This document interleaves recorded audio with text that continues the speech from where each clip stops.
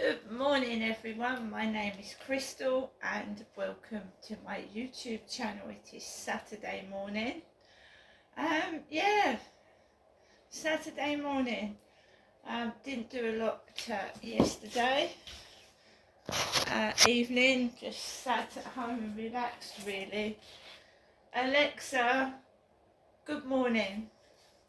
Good morning. Today would have been the birthday of both Arthur C. Clarke and Philip K. Dick, two of the most influential science fiction writers of all time. I wonder what they would have made of me.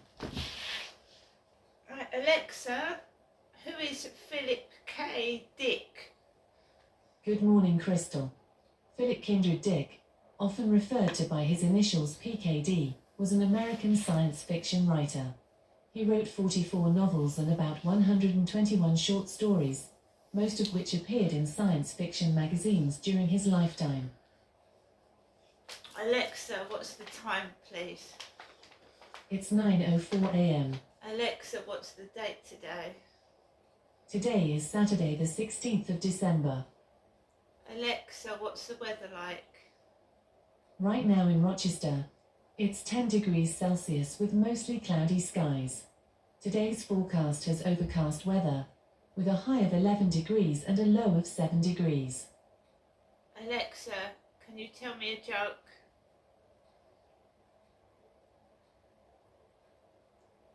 I held the door open for a clown the other day. I thought it was a nice gesture. Alexa, whose birthday is it today? Today's famous birthdays include YouTube product reviewer Stuart Ashen, Kai Cenat, American sports agent Rich Paul, English actor Theo James, and American actress Kristen Ritter. Right guys, it is Saturday. I've got no plans whatsoever for today. I got up at 8:45, 8:45, because my WhatsApp started ringing and I'm afraid there was a bad connection, so I couldn't get through and the person on the other end couldn't get through, but I saw they were okay, so that's great news. We go back to yesterday and we carry on from there. Yesterday afternoon I walked onto the field with Max, and you don't expect a motorbike to be revving up the path. It's called the Rochester Riverside Walk. It's where people walk. So as I was walking up the path, I'd already had a female make strange noises as I was walking past, a woman. So I was feeling a bit shitty. I didn't hear a motorbike coming up the path, or a moped. It obviously wasn't coming up the path at great speed. And all of a sudden Max starts pulling on the lead, and I'm thinking, well, what is it now? I can't see anybody.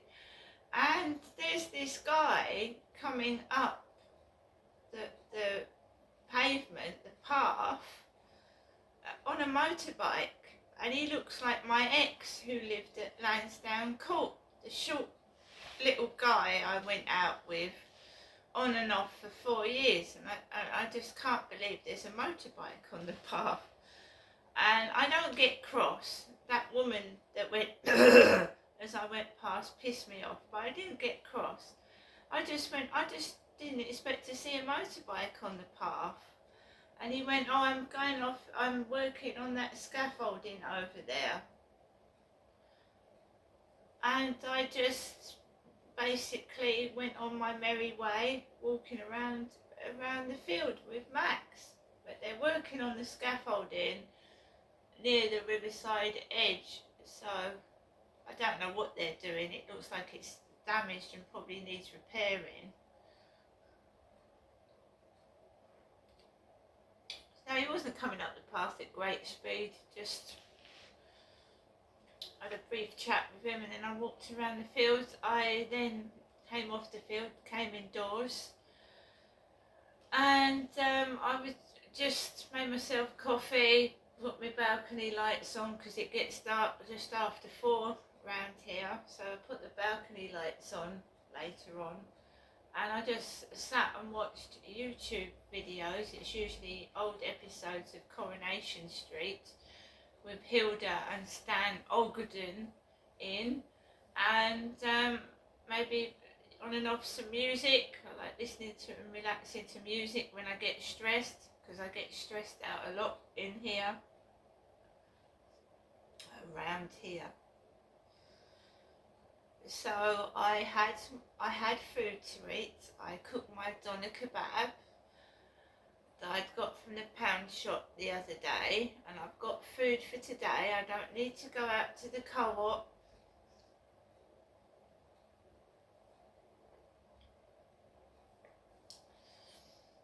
Yeah, so at 10 to 7 I go out again to take Max for a walk in the dark, and the things I'm going through, I'm very wary. I'm looking behind my back. I you know, if a motorcycle comes on the path, you just think, what the hell's going to happen next? Is this real? And I just keep my eyes open and my ears open, because bikes, lorries, vans drive on the path. And that's reality here. Because I filmed a van driving straight onto the path near the gym in Strood. So I took it easy, I walked slowly, and I'm doing, you know, count to 10, keep calm, keep cool. If anyone's coming behind me, I step out the way and let them walk past, because I'm walking slowly now. I'm not running. And there was a couple of lads behind my back. They probably going out together for a night out, so they walked past me, and I just took it easy.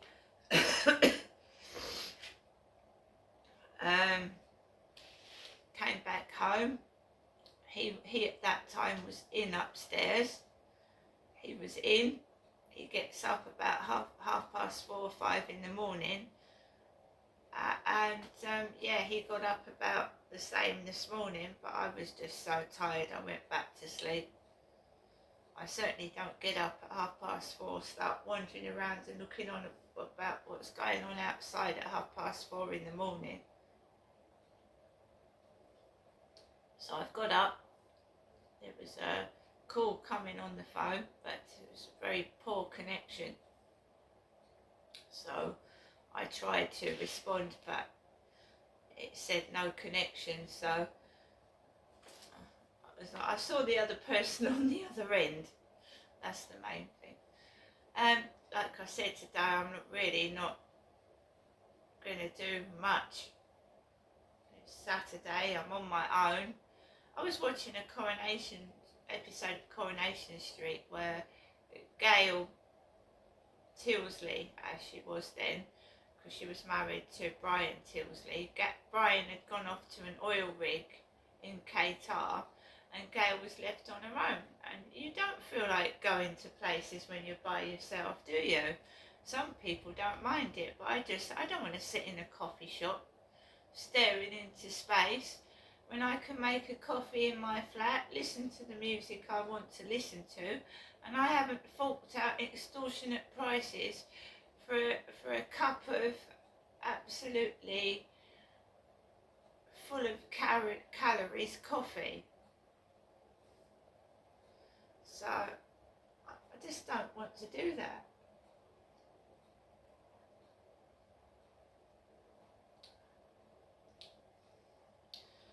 Yes, Saturday morning. Let's listen to the radio. Alexa, LBC radio.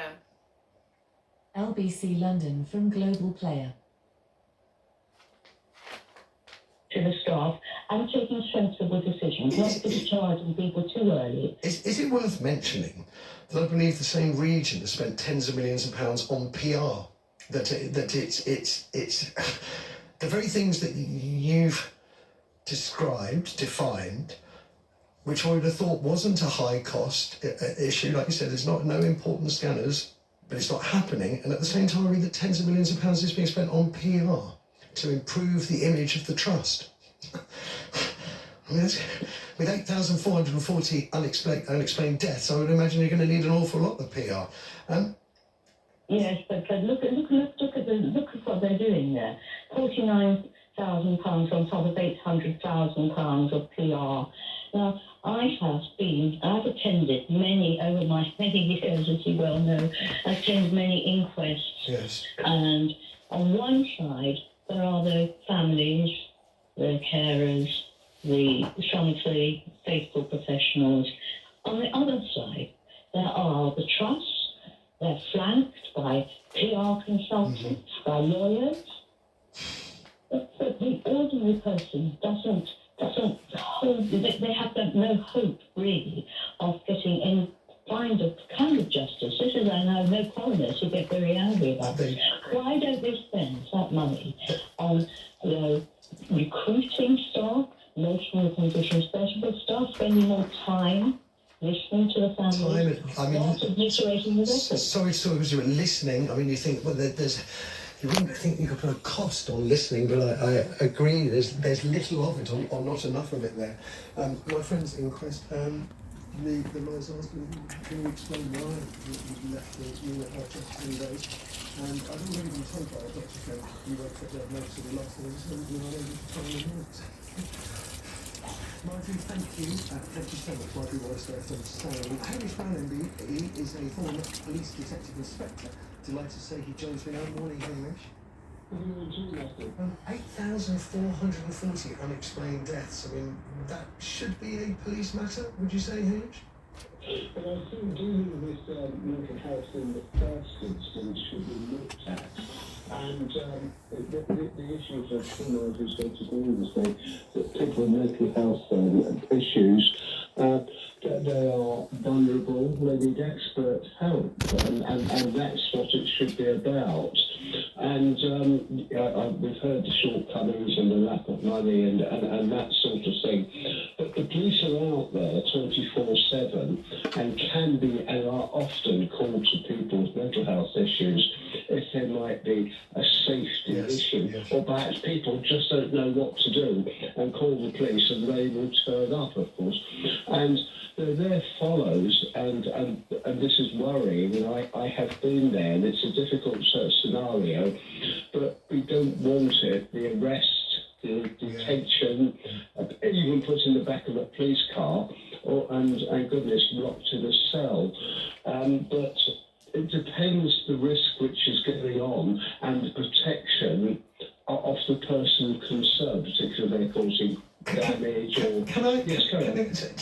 So I'm trying to play fair, and I just feel, from my experience, very limited, very subjective, the police are sort of being stuck in the middle, having to sort of essentially pick up the mental health pieces that the mental health services are failing to deal with. And I have a lot of sympathy for the police in that, because it's not your job to be doing mental health services frontline.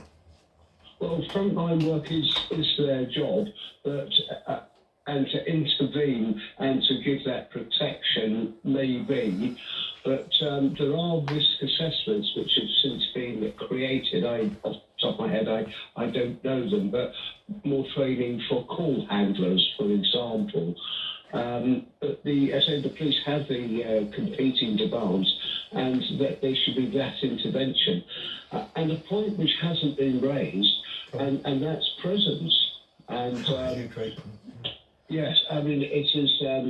I don't think the prison staff probably know what to do, and they're talking about suicides in prison are a big issue. People put on suicide watch, but the prison staff, they are limited, one, to the number of people have, and two, what they can actually do about it. Absolutely.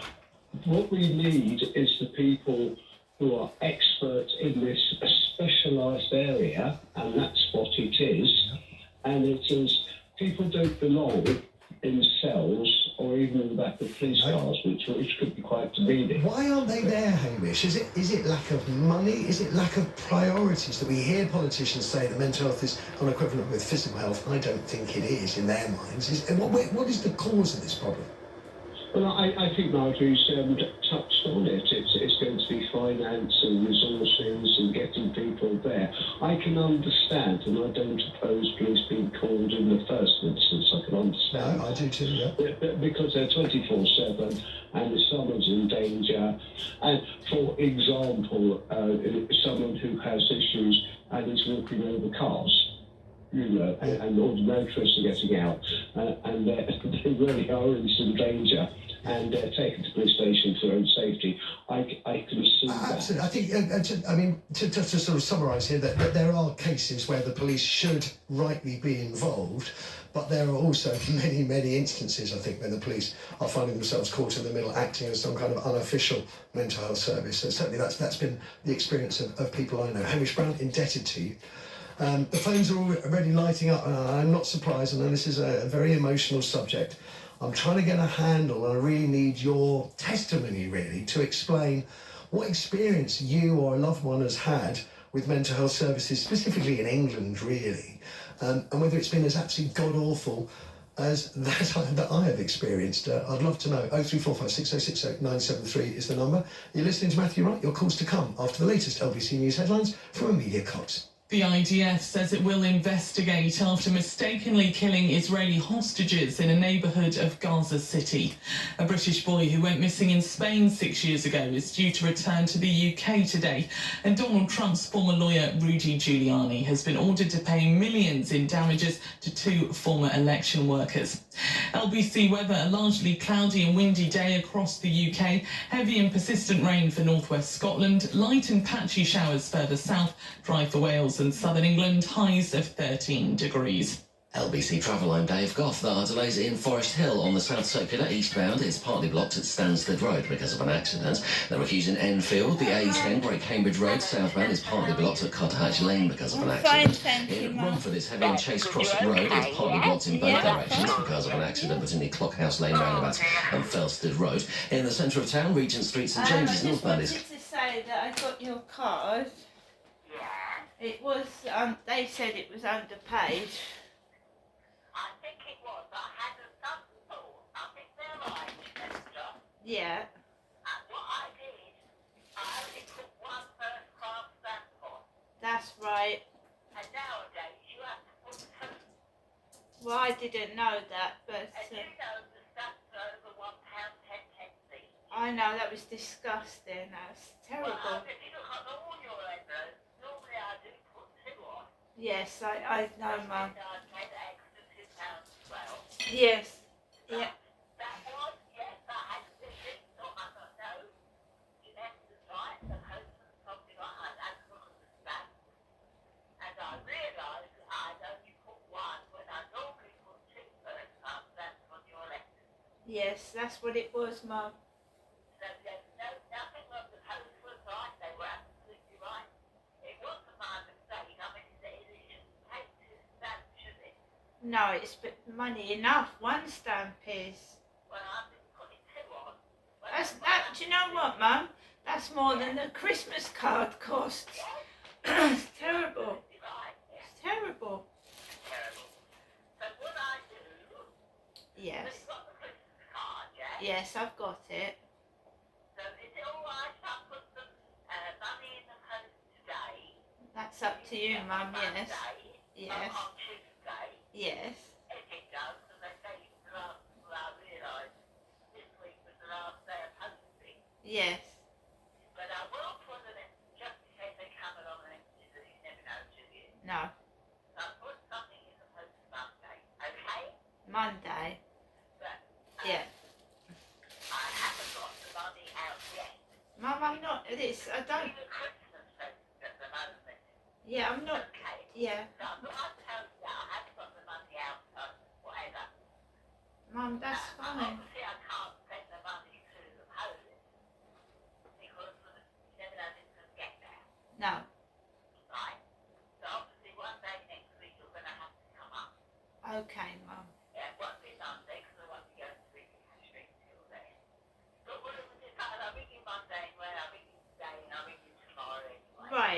You said there was 2 cards in the mail, didn't you? Or you said there's... There was no money in the other one. No, I'm not looking. I'm not saying that for money. I'm not saying that. I'm just checking the. There was 2 cards, but there was 2 stamps on that one. And it Right. was in an envelope. The cards, I hadn't realised, were actually a little bit too small for the card. That's all right, Mum. At least But, I've got you the know, card. That was genuine as well. At least I've got the card. So now I know that I'm just looking out for a card. And you got the card, and just getting through, you got the card with your on, did you? And what? No, Merry Christmas. It's like a 3D card. That's the one that was underpaid. Yeah, that was the other one. That was one. Yeah, that was nothing in there. No, it's like a. Because the envelope was dodgy, and I had to put sellotape on the back. Yeah, it's got Santa on and Merry Christmas. That one. Right. Now the other card you got, obviously, was the one with Doctor on. Okay, Mum. You got that, so that's the only 2 I put in the phone. Right, that's fine. So you got those, yeah? Yeah, and there's nothing else coming. No, nothing. Okay. There's nothing else to look out for now. Nothing at the moment. No. Okay, Mum. Not today, you know. Okay. So that's it for you to get on Friday for the weekend in case you didn't get here on Saturday. So Okay. you got that one. Yes, I got that one. Okay. Right. So now at the moment there's nothing in the post at the moment, you haven't got to worry. Right. And I will ring you today, tomorrow and Monday and we decide when you come up to get any money when I've got the money out. Mum, this isn't for money, is it? I'm just checking the. It was just to make sure the post. I'm getting hardly any mail. The post I sent you is up to date. That's fine, because I'm just checking the post because I don't seem to be getting anything. That's all. Now, will you just double check on me, but on anything else that should be coming through? Okay, Mum. And I'm not getting any postages. And I've got cards from Danny with them, Yes, but I'm- I've not had any come through now. All right, Mum. So I haven't had any cards from you. You haven't sent one, have you? No, because I'm planning to give it to you by hand. And yes, and I agree with that. So I won't look out for anything from you. No. Okay, Bridget, we're straight now, yeah? Yes, Mum. So you take care. I will, I'll Mum. ring you again today. Yes. Just to let you know that I do care. And we'll see how things go, yeah? Okay, Mum. Do you agree with that? Yes, Mum. You and I've always said we don't plan ahead, do we? No, Mum. No. More on the day because disappointments happen and I don't make disappointments. I don't make promises I don't keep. No, Mum. That's fair enough. Okay, then, I'll give you another ring later on, okay? Okay, Mum. Bye for now. You take care and remember I do think of you, okay? Okay. Bye, Mum. Bye for now. Yeah, I've just spoken to my mum just to tell her that the card came